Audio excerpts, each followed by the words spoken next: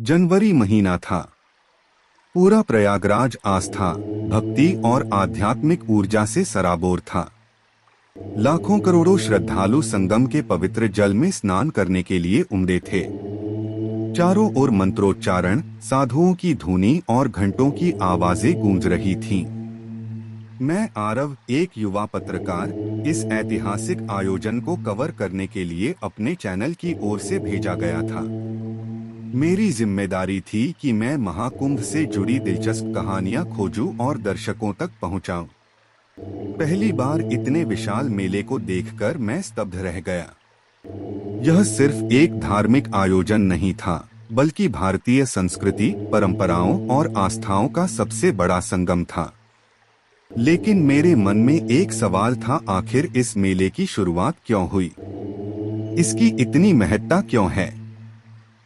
मेले में घूमते हुए मेरी नजर एक वृद्ध संत पर पड़ी, जो गंगा के तट पर एक चटाई पर बैठे थे। उनकी लंबी दाढ़ी, सफेद जटाजूट और गहरी चमकती आंखें उन्हें साधारण व्यक्ति से अलग बना रही थीं। उनके चारों ओर कुछ श्रद्धालु बैठे थे, जो उनकी बातें बड़े ध्यान से सुन रहे थे। मैं उनके पास गया और विनम्रता से पूछा, बाबा, महाकुंभ का इतना महत्व क्यों है? वे मुस्कुराए और बोले, बेटा, तुमने अमृत कुंभ की कहानी सुनी है? हाँ, कुछ सुनी है, लेकिन पूरी तरह से नहीं जानता। संत ने अपनी गहरी आवाज में कहना शुरू किया, बहुत समय पहले देवता और असुरों ने मिलकर समुद्र मंथन किया था। इसके परिणामस्वरूप कई अमूल्य रत्न निकले, लेकिन सबसे महत्वपूर्ण था अमृत कुंभ। जब अमृत का कलश निकला, तो इसे पाने के लिए देवताओं और असुरों में घमासान युद्ध छिड़ गया। भगवान विष्णु ने मोहिनी रूप धारण कर अमृत को देवताओं में बांटने की योजना बनाई, लेकिन इस दौरान अमृत से भरा कलश लेकर देवताओं के गुरु बृहस्पति, सूर्य, चंद्र और शनि चार पवित्र स्थानों हरिद्वार, प्रयागराज, उज्जैन और नासिक की ओर भागे। 12 दिनों तक स्वर्ग में यह संघर्ष चला, जो पृथ्वी के 12 वर्षों के बराबर था।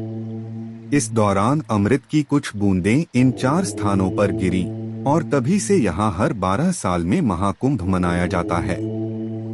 इस मेले में गंगा स्नान करने से मनुष्य के सभी पाप धुल जाते हैं और उसे मोक्ष की प्राप्ति होती है।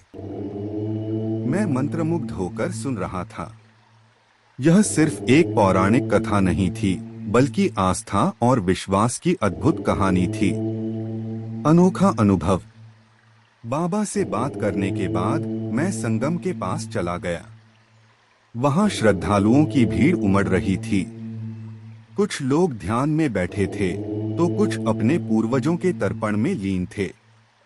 नागा साधु अपनी धुनी रमाए हुए थे, और कहीं दूर से ढोलनगाड़ों की आवाजें आ रही थीं। तभी मैंने देखा कि एक युवा साधु, जो गेरुआ वस्त्र पहने हुए था, मेरी ओर देख रहा था। उसकी आंखों में अजीब सी चमक थी। वह मेरे पास आया और बोला, क्या तुम सच में जानना चाहते हो कि अमृत क्या है? मैंने चौंक कर उसकी ओर देखा। हाँ, बिल्कुल, मैंने जवाब दिया। वह मुस्कुराया और बोला, अमृत कोई भौतिक वस्तु नहीं, यह एक अनुभव है। यह मोक्ष की प्राप्ति का मार्ग है। जब तुम अपने अहंकार, क्रोध, लोभ और मोह को त्याग दोगे, तभी तुम्हें असली अमृत मिलेगा। उसकी बातें मुझे अजीब लगीं, लेकिन कहीं न कहीं गहरी भी थीं। रहस्यमय घटना। उस रात मैं अपने शिविर में सोने की कोशिश कर रहा था, लेकिन मन बेचैन था। अचानक एक अजीब सी आवाज आई। ऐसा लगा जैसे कोई मेरा नाम पुकार रहा हो। मैं बाहर निकला और देखा कि वही युवा साधु खड़ा था। चलो तुम्हें कुछ दिखाता हूँ, उसने कहा। हम संगम तट की ओर बढ़े। वहां एक वृद्ध व्यक्ति ध्यान में लीन था। अचानक मैंने देखा कि उसके चारों ओर एक दिव्य प्रकाश फैलने लगा। कुछ क्षणों में वह व्यक्ति वहां से गायब हो गया और केवल उसकी चटाई बची रह गई। मैं स्तब्ध रह गया। यह क्या था? मैंने साधु से पूछा। यह आत्मा की मुक्ति थी। जब कोई व्यक्ति संपूर्ण सत्य को प्राप्त कर लेता है तो वह इस संसार के बंधनों से मुक्त हो जाता है। यही असली अमृत है। और फिर उसके बाद बाबा जी ने श्लोक बोले और उसका मतलब समझाया। बाबा जी बोले, न पुण्य न पाप न सौख्य न दुख, न मंत्रो न तीर्थ न वेदो न यज्ञ, भोजनम नैव भोज्य न भोक्ता, चिदानंद रूप शिवोह शिवोहम। मतलब, न मैं पुण्य हूँ, न पाप, न सुख और न दुख, न मंत्र, न तीर्थ, न वेद और न यज्ञ। मैं न भोजन हूँ, न खाया जाने वाला हूँ और न खाने वाला हूँ। मैं चैतन्य रूप हूँ, आनंद हूँ, शिव हूँ, शिव हूँ।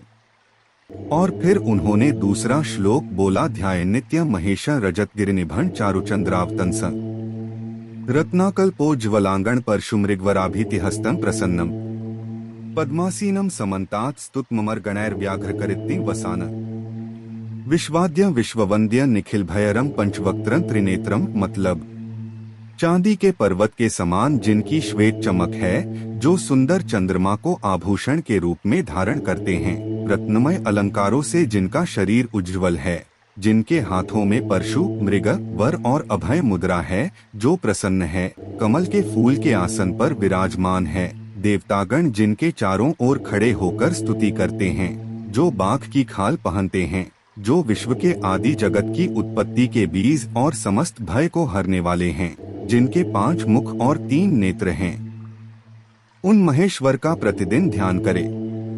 और फिर उन्होंने दूसरा श्लोक बोला, मंदाकिनी सलिल चंदन चर्चिताय, नंदीश्वर प्रमथ नाथ महेश्वराय, मंदार पुष्प बहुपुष्प सुपूजिताय, तस्मै मकाराय नमः शिवाय। मतलब, जो शिव आकाशगामिनी मंदाकिनी के पवित्र जल से संयुक्त तथा चंदन से सुशोभित हैं, और नंदीश्वर तथा प्रमथनाथ आदि गण विशेषों एवं षट संपत्तियों से ऐश्वर्यशाली हैं, जो मंदार, पारिजात आदि अनेक पवित्र पुष्पों द्वारा पूजित हैं, ऐसे उस मकार स्वरूप शिव को मैं नमस्कार करता हूँ। अंत में बाबा जी ने मगन होकर कहा, शिव ही सत्य है, शिव ही सुंदर, शिव ही सब गुण आगर है। उनको सुनकर मैं अवाक रह गया। निष्कर्ष, अमृत की असली परिभाषा। महाकुंभ मेरे लिए अब सिर्फ एक रिपोर्टिंग असाइनमेंट नहीं था, यह आत्मा की खोज का एक अवसर बन चुका था।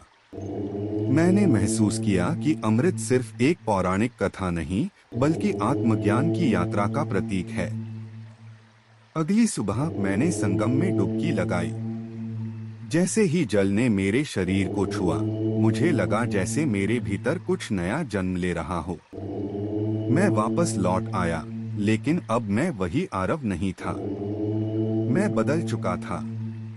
मैंने महसूस किया कि असली अमृत बाहरी नहीं, बल्कि भीतर की शांति और सत्य की खोज है।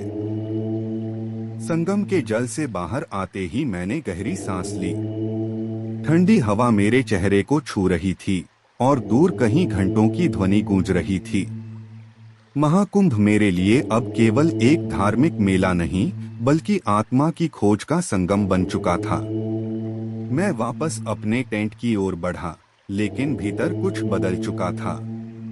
मन में शांति थी, पर एक अजीब सी बेचैनी भी थी। क्या सच में मैंने अमृत पा लिया? एक अनजान पुजारी का संदेश। मेरे कदम अचानक रुक गए।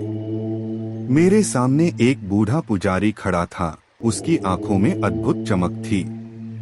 बेटा, तुम अमृत की खोज कर रहे हो? मैं चौंक गया। हाँ बाबा, लेकिन क्या अमृत सिर्फ एक प्रतीक है या सच में कुछ ऐसा है जो जीवन बदल सकता है? वह मुस्कुराए और बोले, अगर तुम्हें सच्चा अमृत चाहिए तो केवल जल में डुबकी लगाना काफी नहीं, जीवन में डुबकी लगानी होगी। मतलब, संगम केवल जल का संगम नहीं, बल्कि विचारों और आत्मा का संगम भी है।